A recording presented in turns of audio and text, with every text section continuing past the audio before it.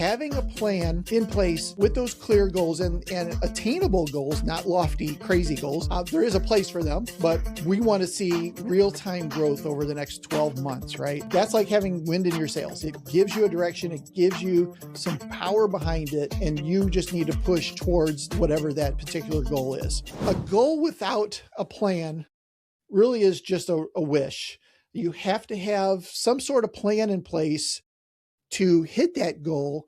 And I mentioned EOS earlier. So EOS is built on that platform where you have quarterly rocks of things that you're trying to attain in order to hit that 1-year goal or that 5-year goal down the road. But if you don't have some sort of plan in place, it really is just a wish. I really wish that we hit 2 million by the end of the year, but if there's no plan, it's going to be tough for you to be able to hit that. So if you feel like you're lost at sea, this is a lot of people when they're like, well, you know, I want to hit this goal, but I have no idea what to do. So having a plan in place with those clear goals and attainable goals, not lofty, crazy goals, there is a place for them, but we want to see real-time growth over the next 12 months, right? That's like having wind in your sails. It gives you a direction, it gives you some power behind it, and you just need to push towards whatever that particular goal is. Now, there was an interview of a graduating class from Harvard,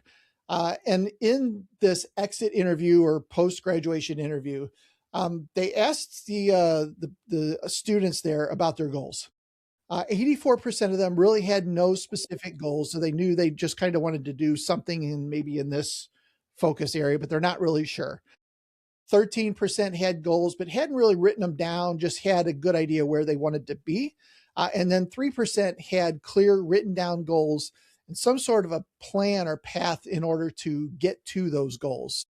Now, the cool thing that happened here is the 13% of the class, 13% of the class that had goals were earning on average twice as much as the 84% who didn't have any goals at all. So from a revenue standpoint, fantastic right off the bat. But even more staggering is the 3% that had clear written down goals were earning on average 10 times as much as the other 97% put together. So that speaks to that goal setting, that goal ideal, and writing them down and having them in front of you. You need to have them in front of you, and you need to set a minimum. We'll talk a little bit more about that. And you should have a 1-year goal. That's really the purpose of today's workshop, is to talk about what is the 1-year goal to get you from January to December. That at the end of December, you're going to say, okay, we hit our goal. We increased our revenue by X. We had more leads, or we had better quality leads, maybe not an increase in number, but better quality leads, which led to higher revenues.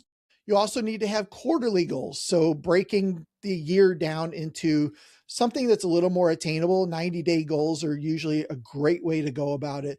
And then one step further is down into 30-day goals. What is the one thing that we can do in the next 30 days in order to keep our 90-day goal on track, which will then help us with the year? You have to have these stopping points. If you don't, you're just going to kind of, work towards it as you get some time. Setting some sort of deadline really helps keep people on track. And even the procrastinators like myself keeps you on track and keeps you moving towards that thing that you don't want to get to the end of the year and realize, boy, I just wasted my time, right? That's definitely not it. Thanks for tuning in with us here at Window Treatment Marketing Pros. This was just one piece of the conversation, so let's keep it going.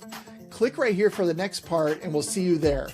Subscribe for more marketing tips for window treatment and awning companies.